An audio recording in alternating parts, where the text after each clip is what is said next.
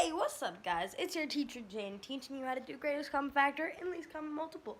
And let's get right into it. All right, this is a little sloppy, but it'll do. So the GCF of 26 and 30, that's our example. So we got, let's see, 1 times 26. Okay, you can't really see the 1 because I kind of accidentally connected this as like that. But this is a 1, so you got 1 times 26. How did we do that? Because 1 times 26 equals 26. 2, can y'all see that? Yeah, sorry. 2 times 13 equals 26, correct? So we just need to find numbers that equal 26, and all of those are factors. Factors are I already said this, but factors are two numbers multiplied to get the number, right? So now we need to get to the factors of 30. So 1 times 30, 2 times 15, 3 times 10, and 5 times 6. And basically what I did here is I used these to separate it so y'all can see it better. But I don't really do that on a test. I just write them out and be sloppy. But really you need to write this neat. Don't mess up. So this is the technique I like to use. It might be a bit confusing, but I can explain it in more detail at school. But it's really hard to explain it here because I don't want to waste too much time. So basically we have all these numbers and okay. First, we're going to start out with greatest common factor. So, sorry, I'm kind of doing this with one hand, so, you know, this might be a little terrible.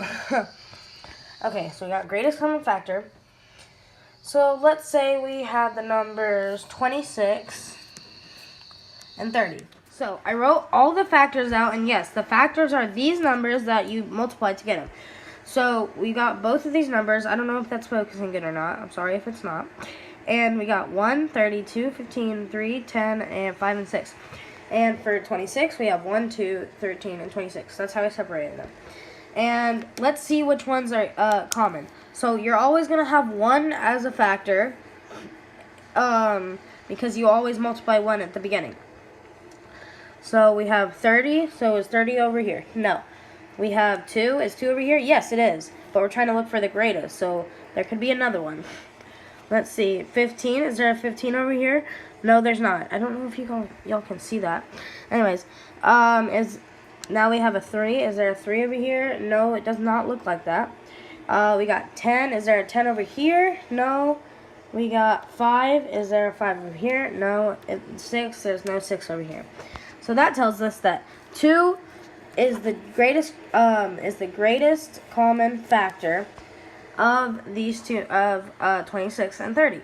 So yeah, it's the greatest common factor because 2, and that's the greatest. If there was a 3 and they both got multiplied by 3, then the greatest common factor would be 3.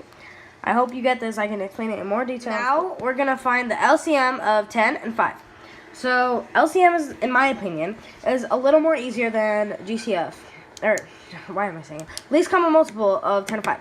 So, in my opinion, greatest common factor is a lot harder than least common multiple.